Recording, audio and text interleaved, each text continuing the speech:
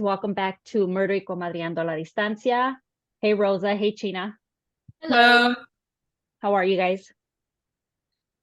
Again, Good. today. We made it to episode 2. Made it to Yes. episode 2. I'm not as nervous. The first episode, the first one we recorded, I was like, whew, I was sweating. I was like, I wasn't sure how it was gonna be, so I'm a little more relaxed Relax. today. You're more Yes. relaxed. I'm a little more nervous because I'll be doing the talking today. So Yes, I'm positive that's why I'm more relaxed because I ain't gonna be doing much of the talking today.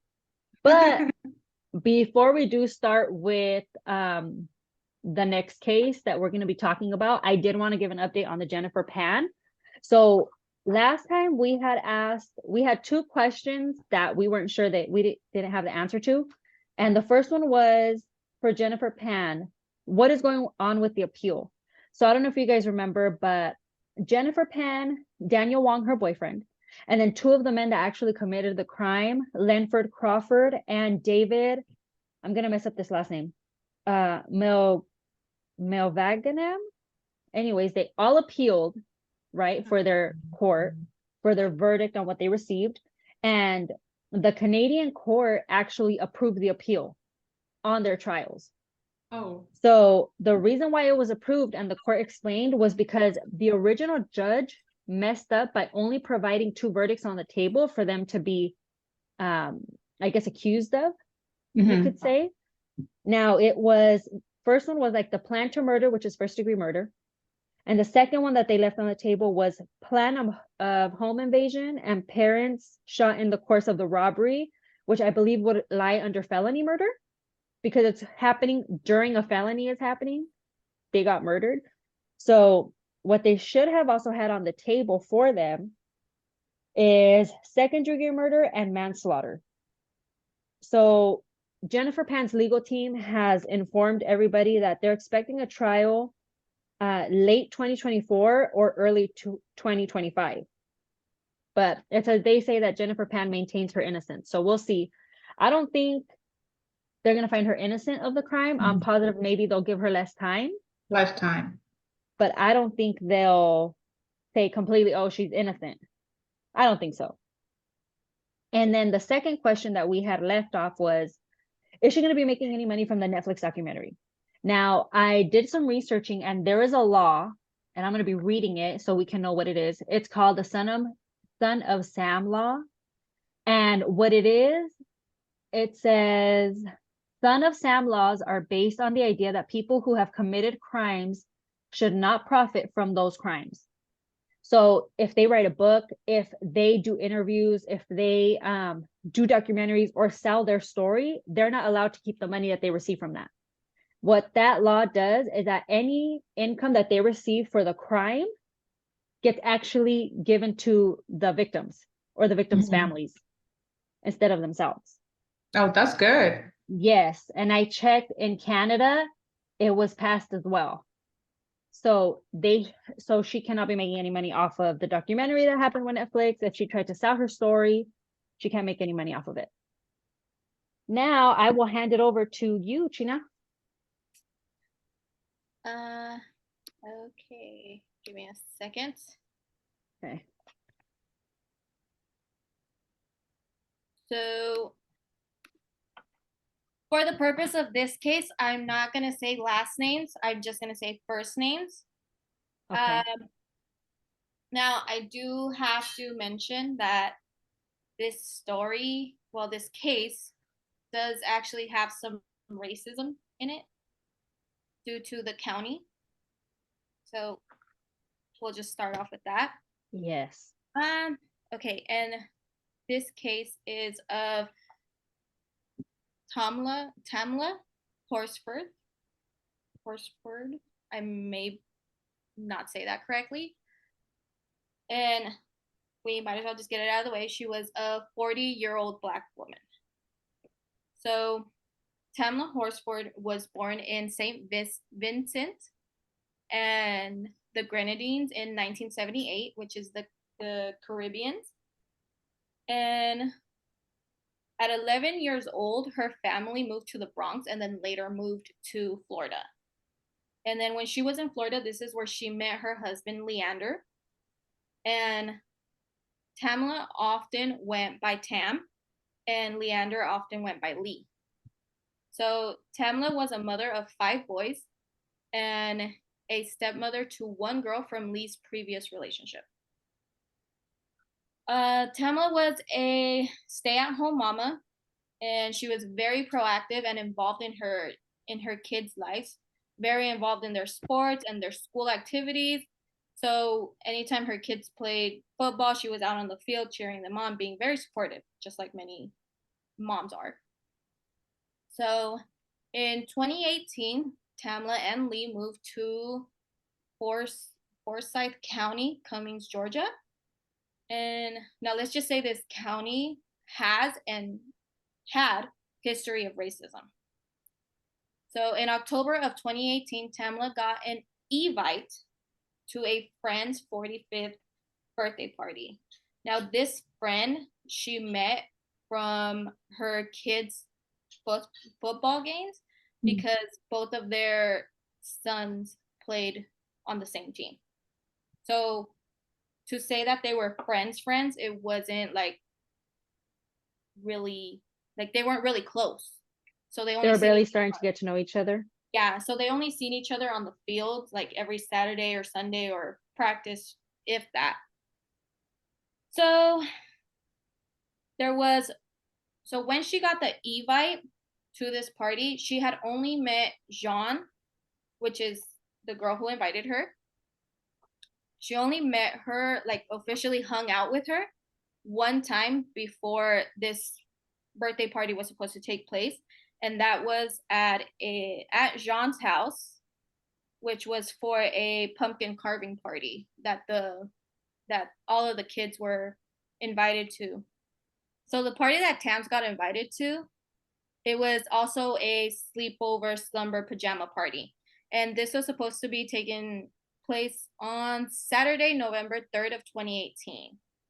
And the idea was to have a relaxing time, drinks involved, watching the football game. And I believe it was an LSU and Alabama game. I believe so. Yeah.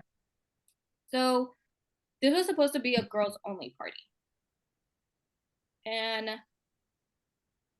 so there was one person that conducted the party, and her name was Stacy. So Stacy's the one that made the idea of what everybody was gonna do, the plan, like what they were gonna eat, what games they were gonna play, and stuff like that. So Stacy invited some people that she knew, and Jean invited people that she knew, and then both of them kind of had mutual friends. So there were some people in this party that they didn't know each other, or they kind of knew each other. And in total, all the ladies that went and that were invited was a total of 10. So their names were Madeline, which is Jean's aunt, Nicole, Marcy, Bridget, Jennifer, Sarah, Paula, Stacy, Jean, and Tams. So that night, the night of the party, Tams had made a casserole for dinner for her family so they can have something to eat. And then also she made enough to where just in case she wasn't home in the morning, like they would have something to eat. So that night she also did mention to Lee that she wasn't too sure about going. Like she kind of felt a little skeptic, but she didn't want to seem like a bad friend. And since this was her first time meeting other people and this was like an invite, so she decided to go. So the party started around 7, but Tams had called and said that she was going to be running a little late, so she would be there like around 8:30. I say a lot, so you guys should drink anytime I say Sounds like a deal to me. Now some women got dropped off by their hubbies and some drove themselves, and that night Tams ended up driving herself. Tams got there and she was a cheerful, jolly woman, good spirits. And when she got there, she was like, hey, this is a pajama party. So she was like, let me go change. And she put on an adult onesie, and it had dog paw prints all over it. Mm-hmm. And it had a hoodie and ears. So she went all out. It was a cute pajama Yeah, onesie. it was. I like It was a onesies. cute pajama onesie, yes. So after she had changed, Tams did go around and she introduced herself to everybody. So she was like Jolly Spirit, and then she was like, well, I don't fully know these people, so let me go reintroduce myself or introduce myself for the first time. So now, although this was a girls only party and no kids, no boys were meant to be there, Mhm. it turns out that John's boyfriend Jose and Stacy's husband were downstairs because Jean's house is a 7-bedroom, 5-bath, and the aunt Madeline lived downstairs. So it's like she had kind of like her own room, and then there was Mhm. also a movie room downstairs, Mhm. and that's where the boys were. And they were expected to leave the house before the game started, so they were gonna go watch the game at like a restaurant or a bar. They were just gonna have their guys' night, and the girls were gonna have their girls' night. But before and like the game had started, or while the game had started, Stacy's husband actually felt like he had an upset stomach. So they had said like, hey, is it cool if we just stay down here and we watch the game in the movie room and you guys watch the game upstairs? And the girls, I guess, said yes. So Tams had brought a bottle of tequila for John as a birthday gift, but she had gotten this from Mexico from a recent trip that she had gone to. Mm-hmm. And so when Tams gave John the bottle, John kind of in a way rejected it because she was like, oh, tequila, I don't do tequila. Like, tequila is not my thing. It's said that these women are more vodka drinkers and wine drinkers. So tequila just was not for them.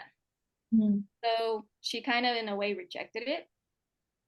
And so the girls did. So when it was rejected, Towns was like, no, here, smell it. Like, it's smooth. It's, not like the hard liquor. Like, she wanted them to smell it. And it is said that when Jean smelled it, she threw up a little bit in her mouth because it's just the tequila is like, no. Yeah. And this bottle did get passed around for the girls to smell to see like if anyone wanted to take a drink, and everyone rejected. So No comment. they rejected. Yeah, same. So since they rejected it, Tams was just the only one that was going to be drinking the tequila by herself. So she was also drinking the tequila with Mountain Dew, and Mountain Dew does have a lot of caffeine in it, so it does get you hyper. Mhm. So there's 2 of these women that did not drink that night, and that's because they were planning on going home, and that was Sarah and Nicole. And everyone had said that the party was they all had the same story, which was there was snacks, there was relaxing, drinking, watching the game, and they were also planning on playing the card game Cards Against Humanity.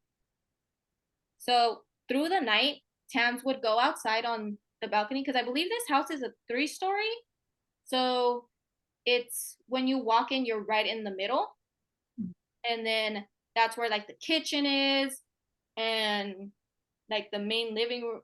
I believe it's kitchen, living room. I can't remember the exact layout. And then upstairs are the bedrooms, and downstairs is where Madeline would sleep. So it was like a whole other room and a living room. Mm-hmm.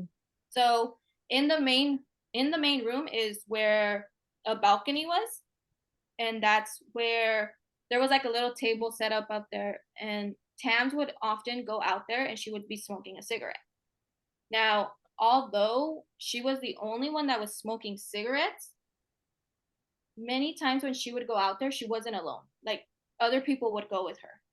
And that's pretty like common, because I know I have friends and they're like, hey, I'm gonna go outside and smoke. Do you want to come with me, and you like go and you chat. Yeah. So it's like that's very common.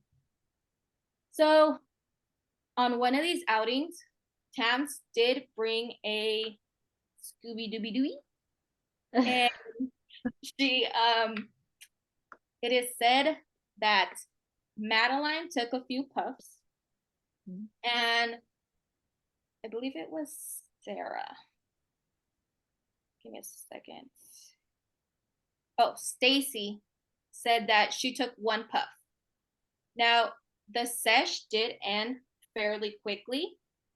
And the reason for that is because Jean had gone out there and she was like, you guys need to. Now, I don't know exactly what she said because she said it in her own way, in her own form. So I may be saying it either too harsh or too nice. But she had said, like, you know, you need to put it out. I can't have that here. And then she had explained to them the reason why she wanted them to put it out is because Jose, which is Jean's boyfriend, was a pre-trial probation officer for Forsyth County.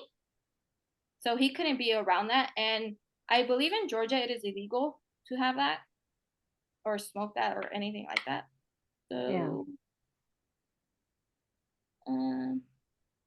so that night John had made gumbo, and during halftime the boys ended up going upstairs to go eat with the girls. So they were supposed to spend the whole time downstairs, but they ended up going upstairs to eat. And since it was halftime, John did send them to like the liquor store or a gas station to go get more ice. And then once they came back, they just ended up everyone spent the time in the main room. The guys never went back downstairs. So also this night, Tams had made 2 FaceTime calls, and one of them was to Lee. The other one was to her stepdaughter. So the call when she made to Lee was, she seemed happy. She seemed like she was cheerful, you know, having a good time. So Lee kind of was happy that she went. So she didn't just stay home and, you know, be bored. So around 10 o'clock, the last girl that showed up was Paula. So when Paula showed up, this was kind of around the time that also Sarah and Nicole were planning on leaving. Now, they were the 2 that did not drink. So they were like, okay, you know, if they leave, they leave. Yeah. So then the rest of the party just kind of stayed, hung out, and then they started playing the game Cards Against Humanity. And during the game, it was kind of like the wind down of the party. So many were already talking about going to bed. But one girl had had too many drinks that night, and this is Jen. So Jen was taken to bed by Marcy. So, because these girls, some of them were going to bunk, and then some of them were just going to sleep together. But mostly everyone had someone to sleep with. So they were like, they had sleeping buddies. So Marcy took Jen into a room, and they put on Shrek, and they knocked out. Like, they probably didn't even make it past the intro. Yeah. They knocked out. And let me see. So around 1 or 1:15, they were all deciding like who was sleeping where. And this is when Tam had mentioned like, I would rather just go home. Like she would prefer to go home. But when everybody heard her say this, they were all like, no, absolutely not. Like you cannot go, because I guess she had drank quite a bit. And they were like, no, this is why we said, you know, if you're planning on drinking, either get dropped off or don't drink or plan on staying the night. So Tance did also mention that she kind of felt left out because she was the only person that didn't have somebody to sleep with. So her option was either to sleep in a room by herself or to sleep on the couch.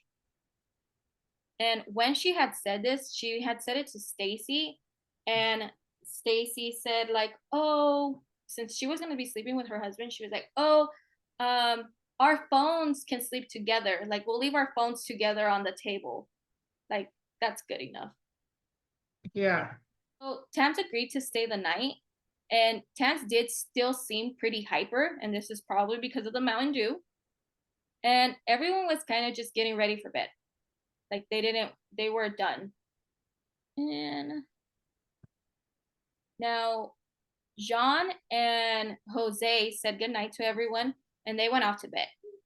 So Stacy said that since she was bunking and she was leaving her phone there, she figured like Towns was gonna sleep in the living room. And So so, Tam was sleeping in the living room by herself. yeah, because that's where they had placed the phones. Oh, Because the phones were sleeping together, but Towns was not sleeping with somebody. yeah. So let me see. Sorry, I lost myself. Weird. Yeah. So Stacy and Tom go off to bed, and that leaves Tam and Bridget to be the last ones up.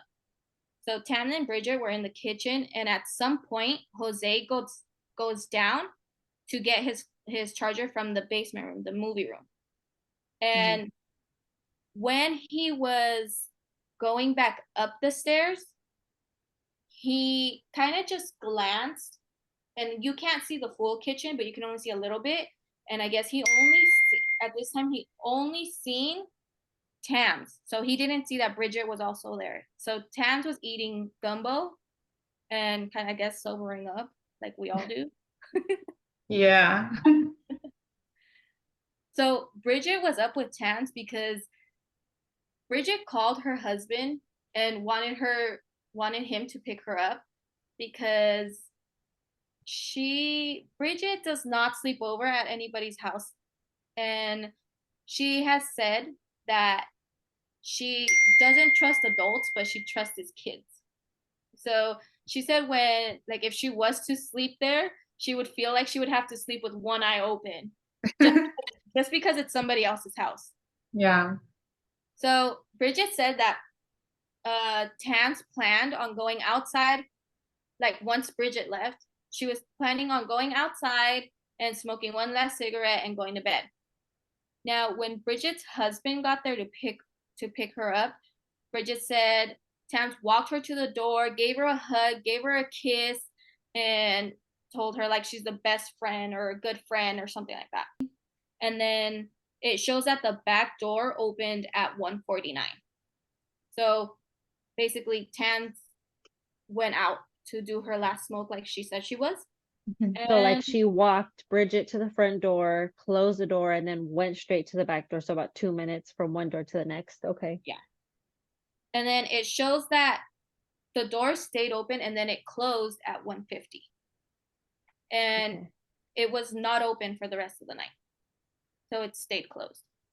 The next alert came out at 4:10, and this was from the front door opening and then closing. Now this is when Marcy left John's house because she was going to work. She was going to work that morning, but it is later found out that Marcy's shift does not start until 10:30. So she left at 4, but her shift doesn't start till 10.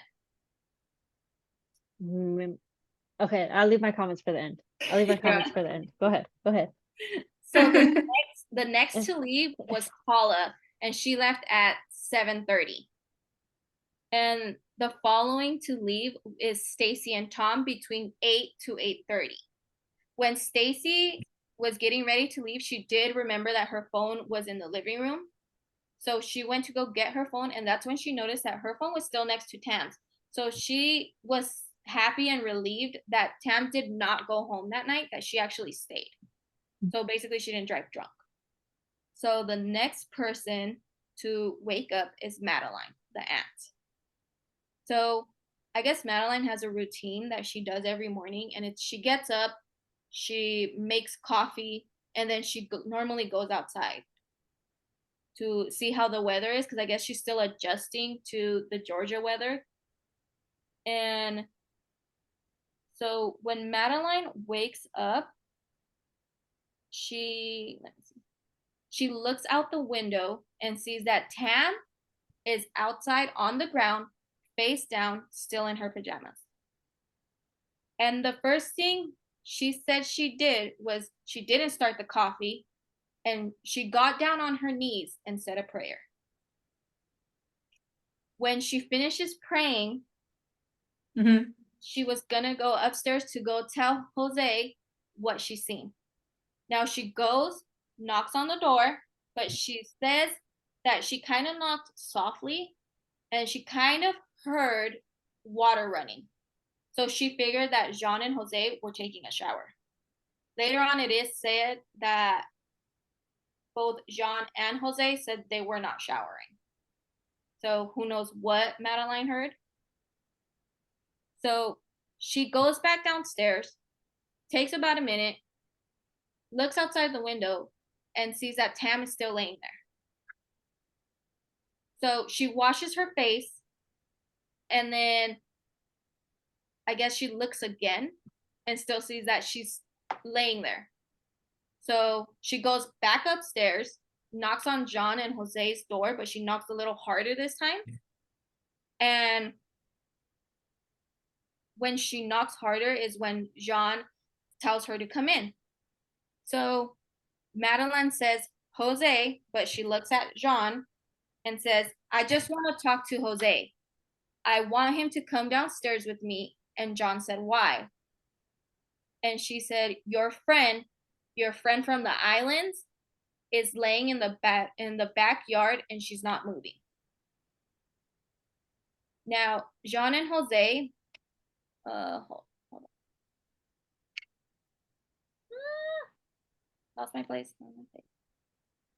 Okay, so once Madeline said what she had seen, both Jose and Jean put on clothes to go see what it is that she said she's seen. Yeah. So while they're going down the stairs, Jean asked Madeline if she needs to call 911. And I get nobody reported like what she exactly said after that. So the first 911, well, the only 911 call was made at 8:59 in the morning. So the first call was made at 8:59. And I'm going to play a bit of the call just so I don't have to memorize everything. Yeah. And the call, you could find it on YouTube. And the one I'm using or showing is from 11 Alive.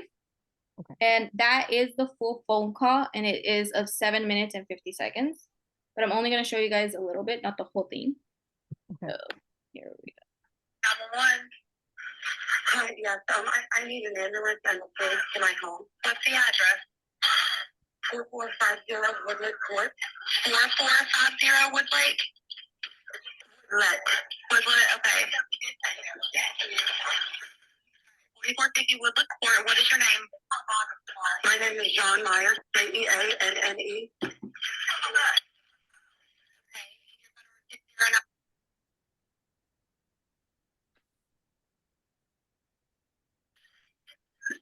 Okay, what's going on? People over our chat room were drinking. Most of us went to bed. One of them stayed on the balcony. She was drinking.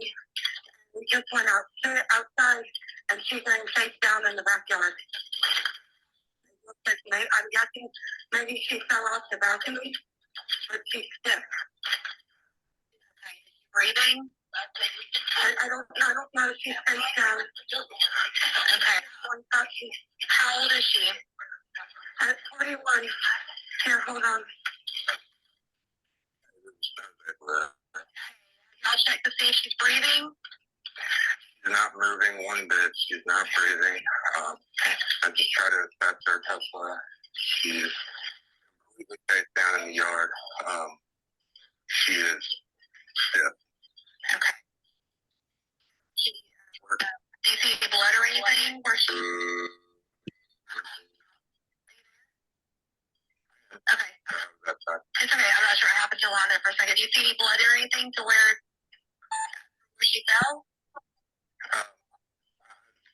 I don't know if I should move her over. I mean, she's completely face down. She's breathing.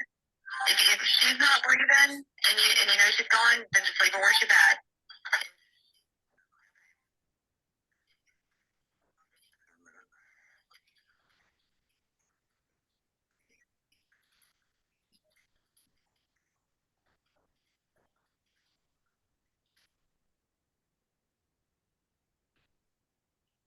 So during this call, it is said that the way he checked to see if she was breathing is he put his hand on her back because she was laying face down, and he put his arm on her, or his hand on her back, and then he checked her leg and noticed that it was stiff.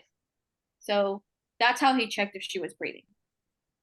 So it is said that Jose did not perform any CPR.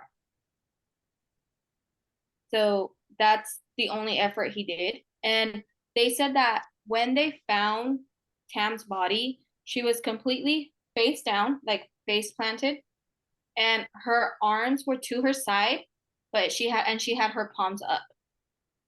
So they said that she had fallen off the balcony.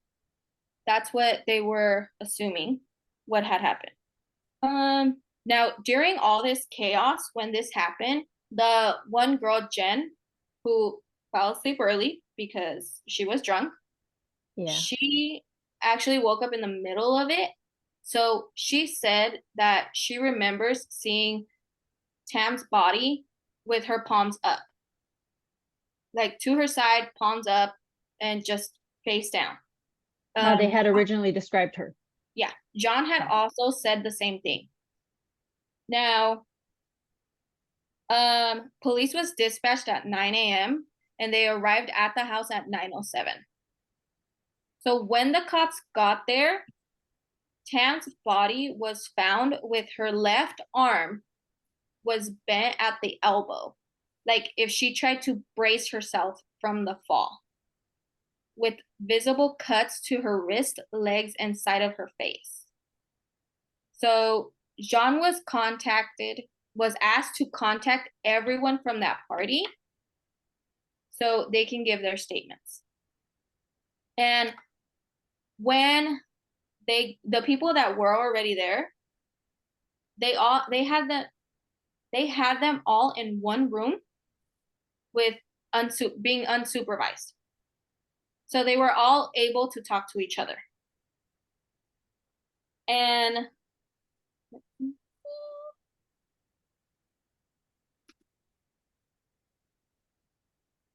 so after the cops had examined Tam's body and they knew that she was officially deceased, the cops go to Lee's house, to Lee's and Tam's house, and they were going to tell him the news. So at that time, Lee was in the bathroom, and Lee's son opens the door, and the cops ask Lee, "Are you Lee?" And Lee responds, "What does this pertain to?" And the cop asks again, but like louder. So Lee said once again, "What does this pertain to?" Yeah. And the cop says it louder and now yelling and asks, "Are you Lee?" Lee answers, "Actually, my name is Leander, but they call me Lee. Now, what does this pertain to?" And they said, "Your wife, she's deceased." And they just say it like that, like with no sympathy, no feelings, no nothing. Yeah. And Lee was like, "What? No, like what are you talking about, you know?" And She's like, I just FaceTimed with her last night. What are you talking about? Yeah. So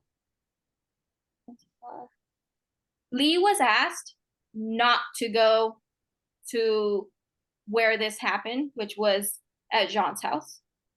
But at first they didn't tell him where it was. They just told her it was accidental. She tripped and fell to her death.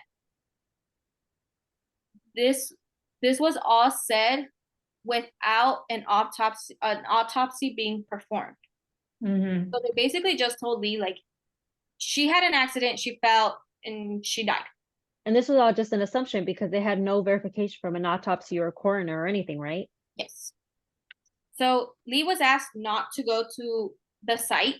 So imagine you're being told this, but yet they're telling you you can't go. Yeah. And later on, it is asked the investigators asked Jean for her camera footage of that night, and she said they weren't working because the batteries were dead and she hadn't replaced them.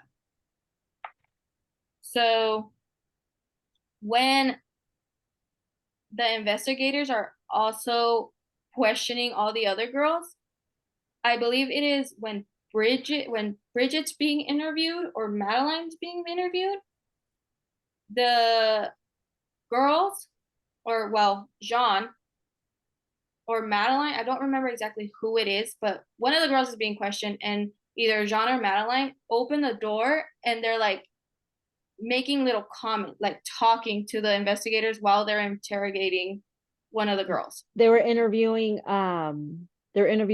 Bridget. I think it was. It was Bridget, and Joan was the one that would walk in, or Jean, or whatever her name is. Jean. The Jean owner of the would house, walk in. right? The owner Yeah. of the house, yeah. She would walk in. Yes. So let me see. I believe the investigators go one more time to Jean's house. And when they go this time, Jean tells the investigators, like, oh, look, I bought you Dunkin' Donut gift cards. Because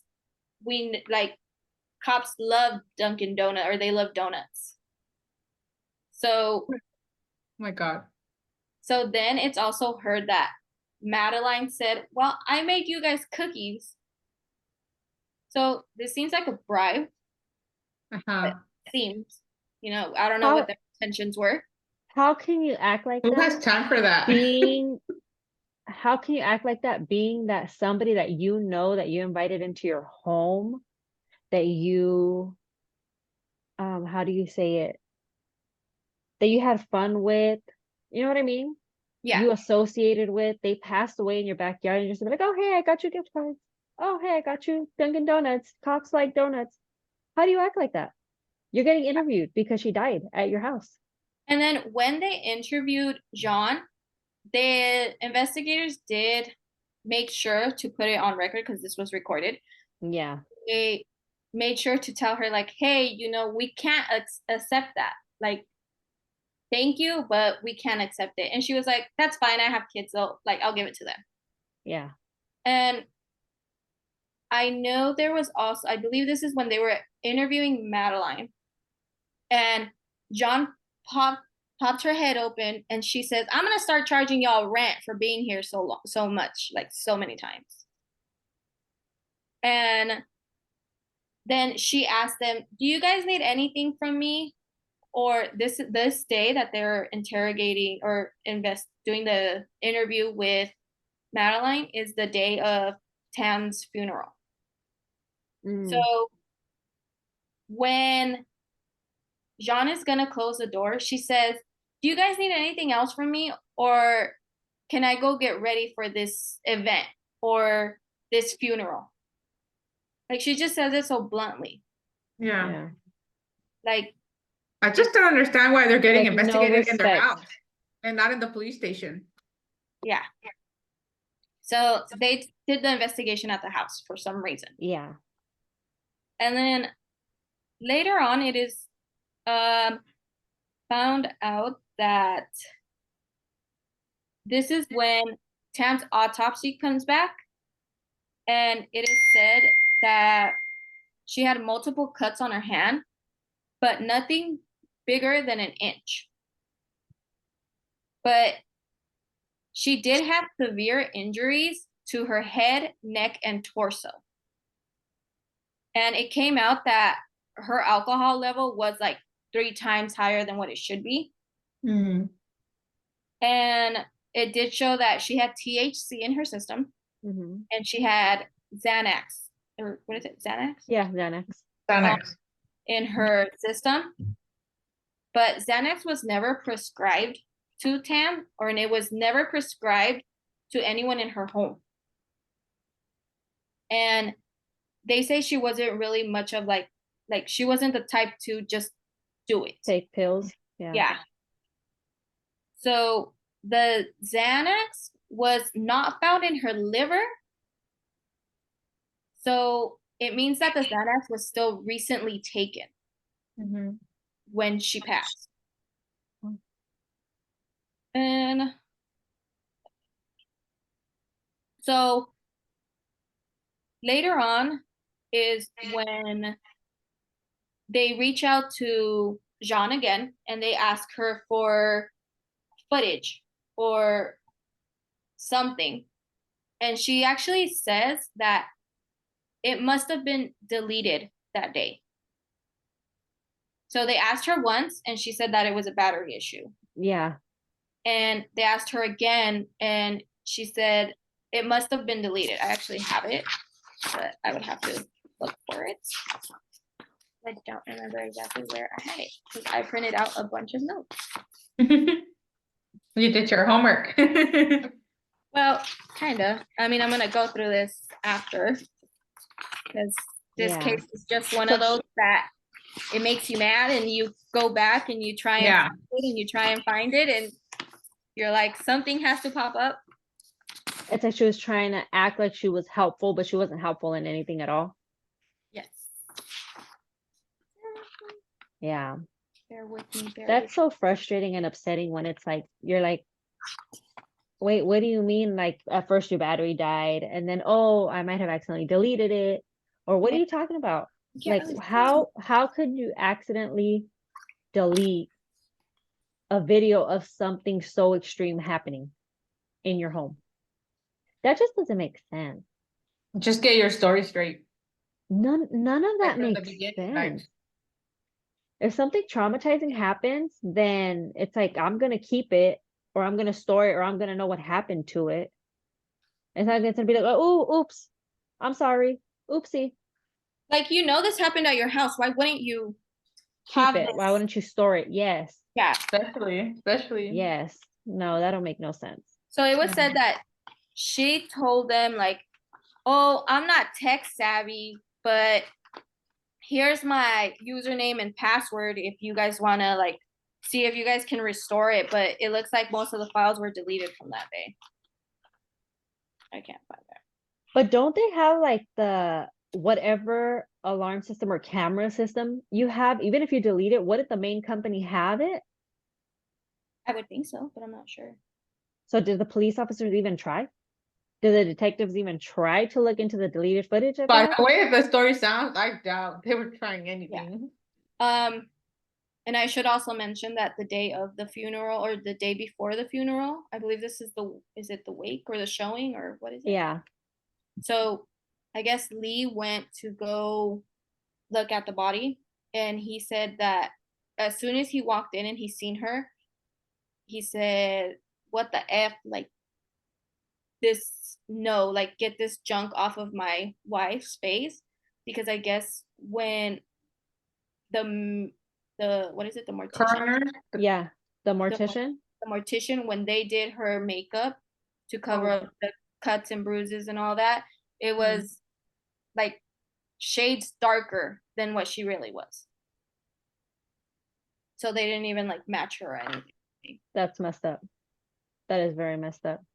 And it's so disrespectful. Yeah. Like that's your job. You have to stay professional. How are you going to do that to somebody? And then through this whole case, they said that not many pictures were taken. And then during the autopsy, there was no pictures taken. So at the scene, there were pictures. Yeah. But at the autopsy, there was none. And that's not normal because if they write down, oh, you know, they have a cut on the forearm or a cut on the forehead, they take a picture of the cut, right? To prove it, to show it, part of their files. That doesn't make no sense. Yep. That don't make no sense. So this is after the case was closed. Give me a second.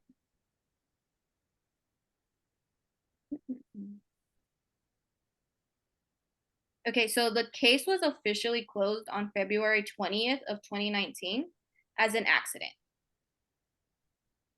And Jose, who worked in the police department, was later fired because he was caught accessing, or what is it? Yeah, Ecstasy. ecstasy. It just didn't sound right. Confidential information about Tam's case and what cops knew about it, specifically on one woman named Michelle, which Michelle was Tam's best friend.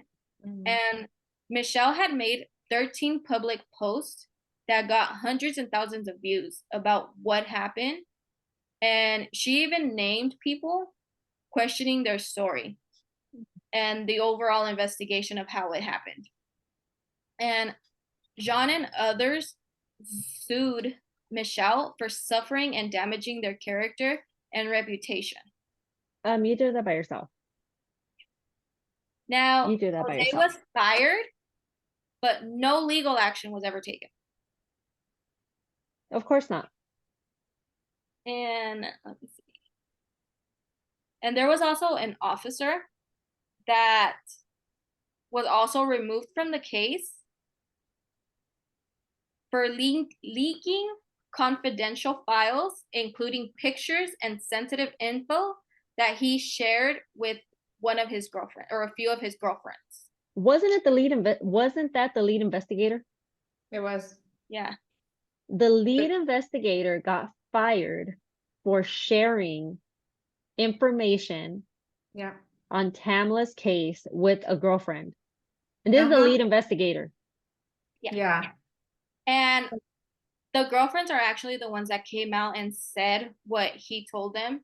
Yeah. Because they knew it wasn't right. So there's so much. There's so much. That's so frustrating. I think he was actually known also as a racist, wasn't he? Yes. The lead investigator. Yes. Like he had backstory on like racism and stuff as well. Yeah, and those girlfriends that he was sharing information with, they were his affairs because he was married. Yeah, this man is just scoring pure tens. So the case was closed in February of 2019.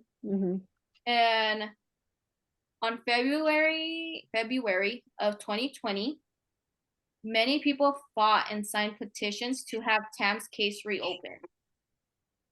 And in June of 2020, the Georgia Bureau of Investigation, also known as GBI, reopened her case after getting a letter from Forsyth County saying they are ready to assist in any manner. But the GBI said they didn't find any further information to indicate that there was foul play involved. Well, I mean, how much time had already passed before they reopened the case? They didn't take pictures at the autopsy. From what I had heard and read, the detectives did not do any real good detective work in order to get information. They didn't take no fingerprints. They didn't take nothing. So it's already a year, 2 years later. What are they going to do? Yeah. They don't have anything. So that kind of just summarizes this story or the case of Tamla. I know I'm pretty sure I missed a bunch of stuff, but we've all done a little bit of research. So if you guys have any information, you guys are free to speak. Oh, yeah. I had taken some notes. Rose, I don't know if you want to go first.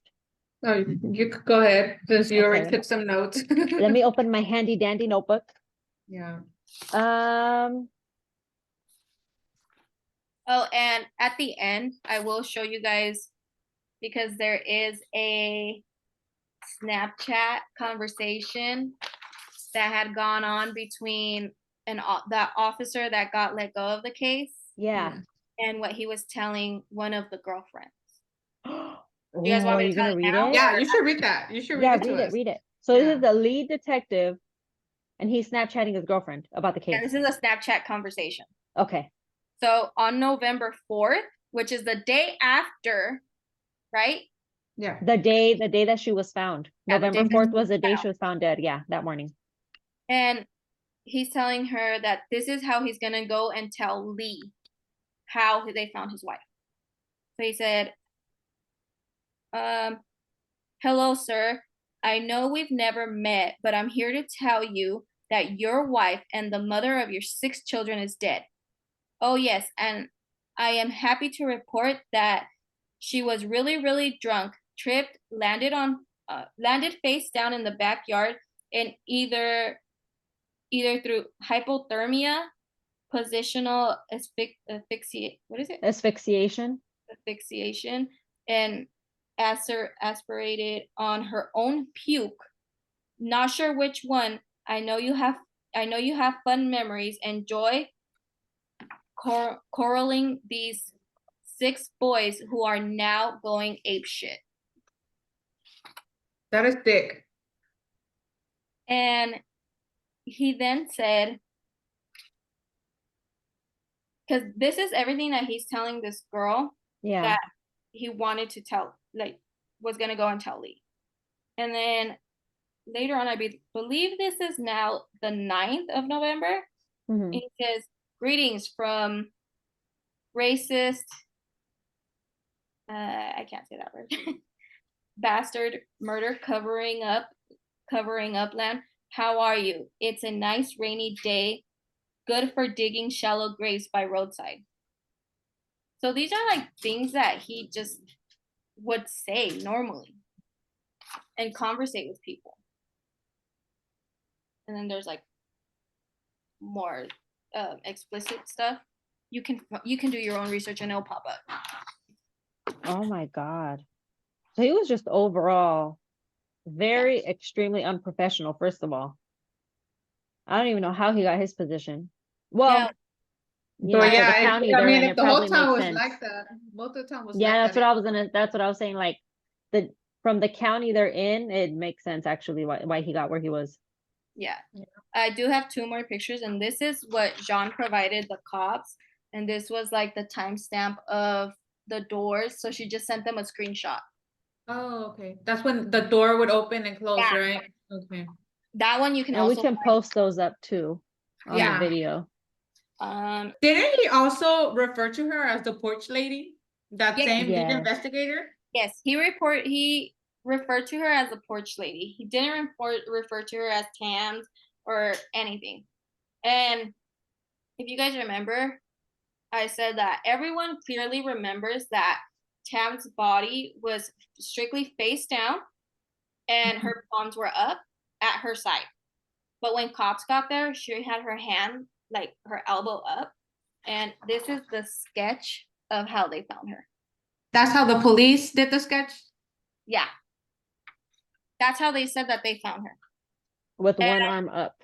Yeah, with one arm up. So And she was moved, or they just like decided to write it down as that? They had asked everyone, like, did you move her arm? Did you move her arm? And they all said no. But Yeah. everyone says like they remember clearly, and it's buried in their minds, that she had her hands and palms up.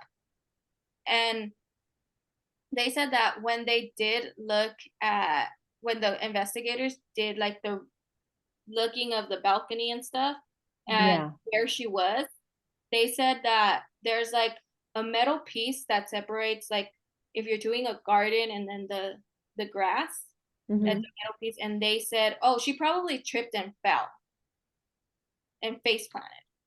They say if you were to face plant hard, even if it was from the balcony or the floor, wouldn't she have like a broken nose?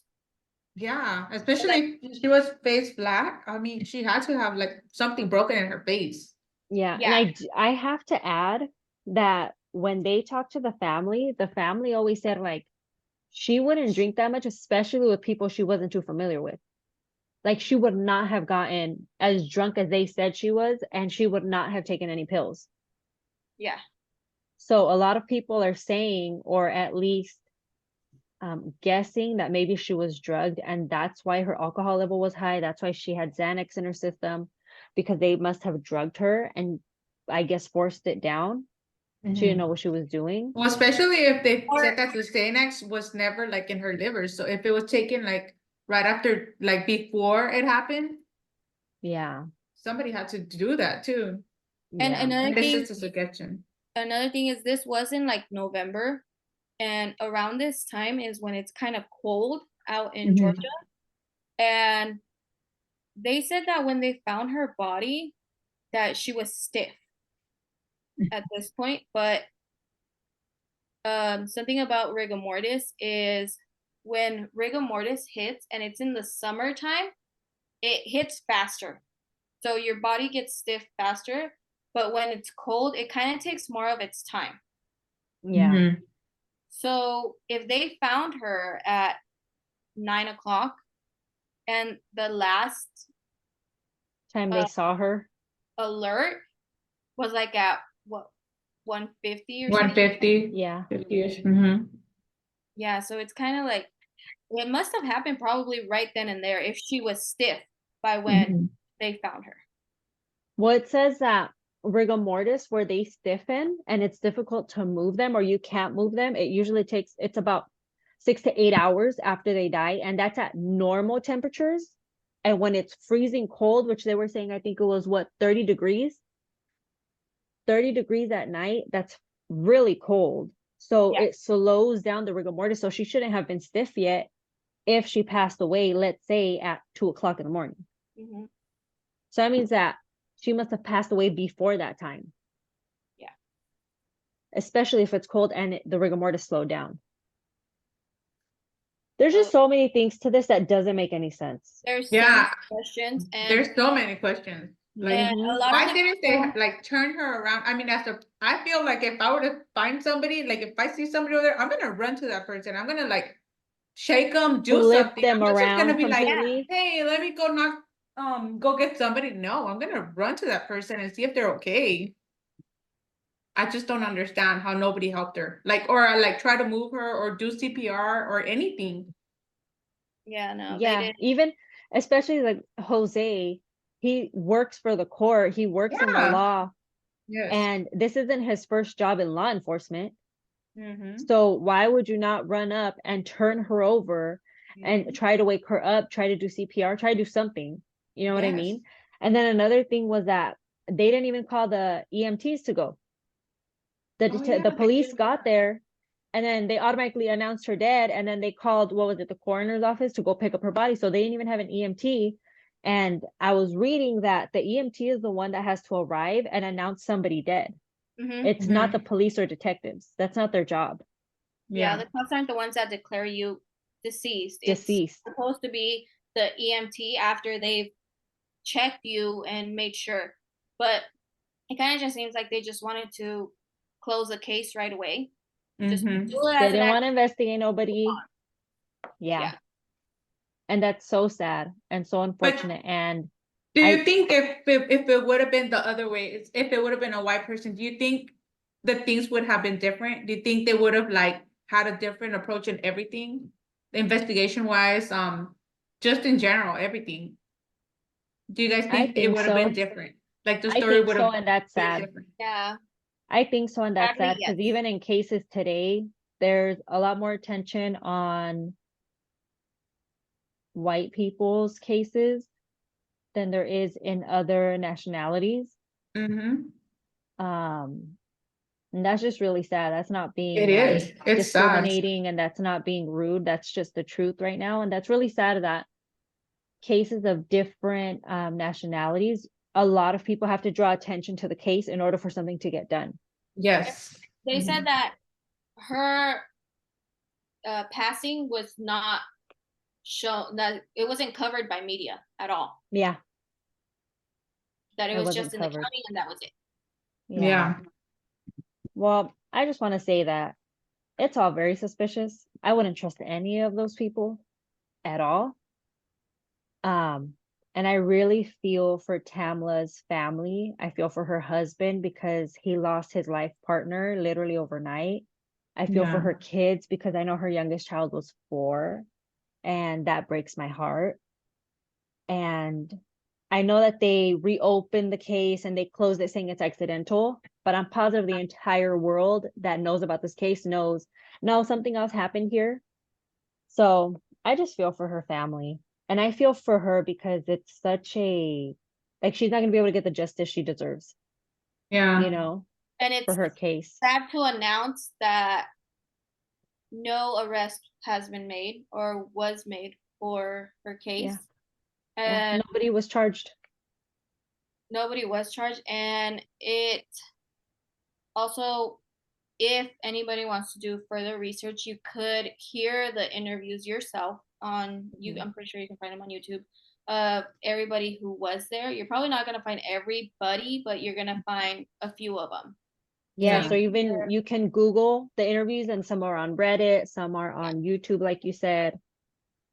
So they're all over the place. So we Yeah. just covered whatever we could and didn't want to go too much into the interviews because they all have their own story. So Mhm. And it Yeah. is a lot, and it's a lot of people, because I think it ended up being like 12 people that were there that night. I mean, and you know what? They know the real story. If there was like, if this wasn't Something like else happened. accidental, I just wonder if it wasn't, like, how can you sleep at night? Hopefully, you know, I'm just saying, how can someone sleep at night knowing like the real story? If if this was an If accidental. there is a different story, I hope they Yes. can't sleep at night. Yeah. I hope they can't, because it's just devastating. I don't know how you can do Yeah. that to somebody. That Yeah. This case was a really good case, and it's a really long case to look into everything. So it's one of those cases that you like have so many facts and but yet you still have so many questions and you just like Yeah. think that Yeah. this isn't solved. yeah, No. it's not. There's It's no not. justice. At Yep. least there wasn't any justice for Tamla. No, No, there wasn't. There wasn't. So who knows if it'll be reopened again. Hopefully they get answers eventually Yeah. one day, her family, but as of now it's closed. And that sucks. That's really sad. Yes, it is. Well, is that it, ladies? Any final thoughts on today's case? Thoughts we There's have still lots of them. Questions we China's have like, let me take a break. questions. China's like, let me take a break. Yes. Yeah. Thousands of questions, thousands of thoughts. We're just not gonna get answers. Yeah, exactly. It's a sad story. It's very sad. I just feel for her family. Yeah, me They too. won't ever have, you know, they won't get to enjoy her. And also the stepdaughter, she was pregnant at the time and Tam was so excited to be a grandma. Oh, that's so sad. So she was really looking forward to that. And also it's just like Tam's kind of had that instinct of, you know, I don't want to go, but something inside of her told her like, I'll just do it. Yeah. So that wraps up today's case. That was once again, such a good case. So- Sad case. Sorry, guys, I got interrupted real quick. if anyone has any stories to suggest, English or Spanish, we are Yes. willing to look them up, do our research, and And talk see what about we it. can find. Just comment, like, subscribe, Yes. hit the notifications, Yeah. The little bell. Ding ding. become Well, part of the ladies, familia. I Yep. know. Cheese me And out. Of the comadres. Madres a la distancia. Comadriar with us in the Yes. comments. All right, ladies. Well, it was a great second episode. Cheers to episode 2. Cheers, guys. And we'll talk to you guys next week.